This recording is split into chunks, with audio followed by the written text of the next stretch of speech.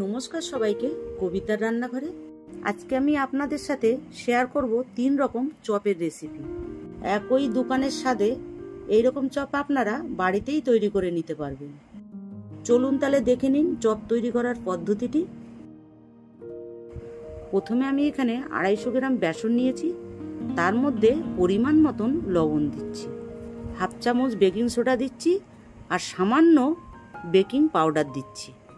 এরপর হলুদ দিচ্ছি আর সামান্য লঙ্কার গুঁড়ো দিচ্ছি, দিয়ে অল্প অল্প করে জল দিয়ে একটা ব্যাটার তৈরি করে নেব।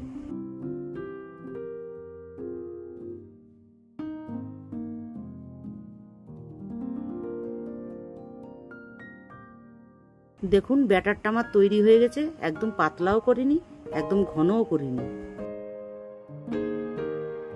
এরপর আমি 2টো বেগুন পাতলা পাতলা করে কেটে নিয়েছি।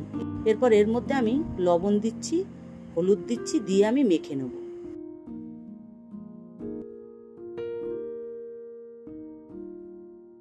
এটা আমার মাখা হয়ে গেছে। এরপর আমি বেসনের ব্যাটারের ভেতরে বেগুনটা টোপাবো আর গরম তেলের ভেতরে দিয়ে দেবো। তেলটি আমি মিডিয়াম গরম করে রেখেছিলাম, এটা আমার মিডিয়াম ফ্লেমেই হবে। এটার আমি 2টো পিঠই ভালো করে ভেজে নেব। এটা আমার ভাজা হয়ে গেছে, এরপর আমি তুলে নিচ্ছি। এগুলি আমি 2বার করে ভেজেছি, একবার ভেজে তুলে রাখার পরে আবার ভেজেছি, যাতে চপগুলি অনেকক্ষণ মচমচে থাকে। এরপর আমি আলুর চপ তৈরি করব। এর জন্য আমি 3টে আলু সেদ্ধ করে রেখেছিলাম, সেইটা মেখে নিচ্ছি। এটা মাখা হয়ে গেছে। এরপর আমি কড়াতে তেল দিচ্ছি, তেলের পরিমাণটা একটু বেশি করেই দেব। এরপর আমি এখানে কারি পাতা দিচ্ছি, শুকনো লঙ্কা দিচ্ছি আর একটু ধনে আদা গুঁড়ো করে রেখেছিলাম সেটা দিয়ে দিচ্ছি। এরপর জিরা দিচ্ছি, দিয়ে এটা আমি একটু ভেজে নেব। এটা আমার ভাজা হয়ে গেছে। এরপর আমি এতে একটু রসুন কুচনো দিচ্ছি আর একটু আদা কুচনো দিয়ে দিচ্ছি। এরপর আমি এতে লঙ্কা কুচনো দিয়ে দিচ্ছি আর একটু ধনেপাতা দিয়ে দিচ্ছি। এরপর আমি এখানে একটা মশলা তৈরি করে রেখেছিলাম, ধনে, গোলমরিচ, মৌরি, জিরে সবকিছু মিশিয়ে শুকনো লঙ্কা দিয়ে ভেজে গুঁড়ো করে রেখেছিলাম, সেটা 1 চামচ দিয়ে দিচ্ছি। দিয়ে এটাকে আমি একটু নেড়ে চেড়ে ভেজে নেব। মশলাটা আমার ভাজা হয়ে গেছে। এরপর আমি সেদ্ধ আলুটা এর ভেতরে দিয়ে দেবো। দিয়ে এখানে আমি স্বাদ মতন লবণ দেবো, 1 চামচ ধনের গুঁড়ো দেবো আর 1 চামচ জিরের গুঁড়ো দেবো।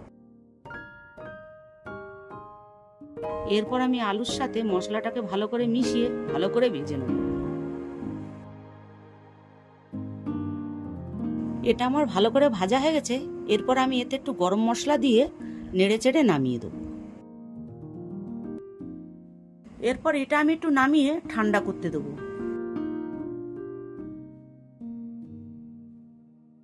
এটা আমার ঠান্ডা হয়ে গেছে। এরপর আমি মশলা দিয়ে ভেজে রাখা আলুটার থেকে অল্প অল্প করে নিয়ে গোল করে চ্যাপটা করে নেব। এরপর একটু গায়ে সামান্য ময়দা লাগিয়ে নেব। এই একই পদ্ধতিতে আমি সবগুলি করে নেব।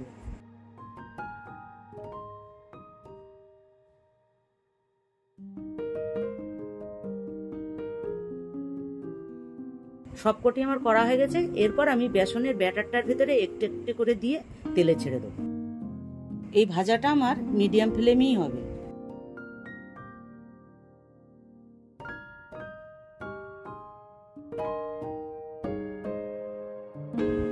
এটা আমার 2টো পিঠই ভালো করে ভাজা হয়ে গেছে। এরপর আমি তুলে নিচ্ছি। এটা ঠিক আমি একইভাবে 2বার করে ভেজেছি, যাতে চপটা অনেকক্ষণ মচমচে ভাব থাকে। আর 2বার করে ভাজলে চপটা খেতেও খুব ভালো হয়।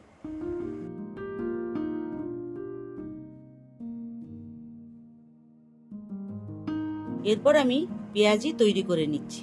যে ব্যাটারটা বেঁচে ছিল তার ভেতরে আমি 3টে পেঁয়াজ কুচনো দিয়ে দিচ্ছি আর এর মধ্যে একটু কাঁচা লঙ্কা কুচনো দিয়ে দেব। দিয়ে ভালো করে মেখে নেব।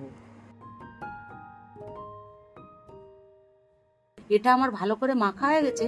এরপর আমি অল্প অল্প করে নিয়ে চ্যাপটা চ্যাপটা করে তেলের ভেতরে দিয়ে দেবো। এটাও ঠিক আমার মিডিয়াম ফ্লেমেই হবে। 2টো সাইডে আমি ভালো করে ভেজে নেব। এগুলি আমার ভাজা হয়ে গেছে। এরপর আমি তুলে নিচ্ছি। ঠিক একইভাবে আমি 2বার করে ভেজেছি। সব চপগুলি আমার তৈরি করা হয়ে গেছে। আপনারা এরকমভাবে চপ বাড়িতেই তৈরি করে খাবেন। পান্তা ভাতেও ভাল লাগবে, পুষ্টি ভাতেও ভাল লাগবে, গরম ভাতের সাথে ডালের সাথেও ভাল লাগবে। কেমন লাগলো জানাবেন, সাথে লাইক, শেয়ার, কমেন্ট করবেন এবং নতুন নতুন রেসিপি দেখতে পাওয়ার জন্য অবশ্যই আমার চ্যানেলটিকে সাবস্ক্রাইব করবেন।